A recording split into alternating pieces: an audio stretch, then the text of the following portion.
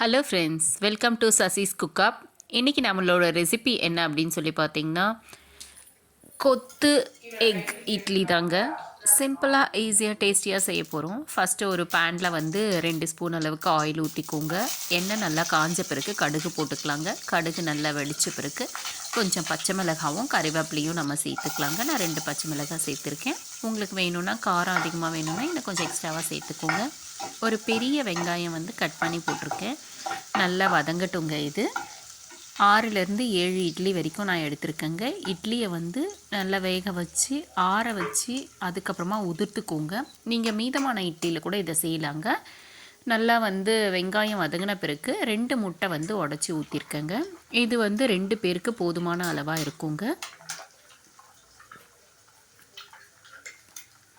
உங்கள் வீட்டில் நிறைய பேர் இருக்காங்க அப்படின்னாக்கா அதுக்கேற்ற மாதிரி நீங்கள் இதை வந்து கூடவோ குறைக்கவோ செஞ்சுக்கலாங்க. 2 முட்டையை உடச்சி ஊற்றிட்டு 2 ஸ்பூன் அளவுக்கு மிளகாத்தூள் போட்டிருக்கேன். நான் காரத்துக்காக கொஞ்சம் வந்து சிக்கன் மசாலா போட்டிருக்கேன். உப்பு சேர்த்துருக்கேன். சேர்த்துட்டு எல்லாத்தையும் நல்லா வதக்கி விடலாங்க. எல்லாம் நல்லா வதங்கின பிறகு முட்டை நல்லா வெந்து இந்த மாதிரி மிக்ஸ் ஆன பிறகு அதுக்கப்புறமா வந்து நாம் உதிர்த்து வச்சுருக்கக்கூடிய அந்த இட்லியை சேர்த்துக்கலாங்க.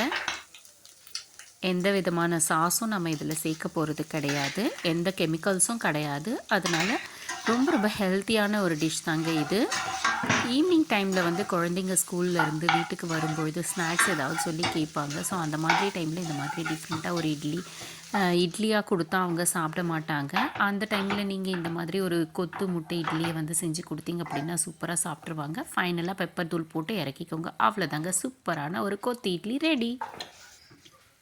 இந்த டிஷ் உங்களுக்கு பிடிச்சிருந்ததுன்னா மறக்காமல் சசிஸ் குக்கப் சேனலை சப்ஸ்கிரைப் பண்ணிக்கோங்க. அப்படியே பக்கத்தில் இருக்கக்கூடிய பெல் ஐக்கானையும் கிளிக் பண்ணிக்கோங்க. அப்போ தான் நாம் போடுற வீடியோஸ் உடனடியாக உங்களுக்கு வந்து சேரும்.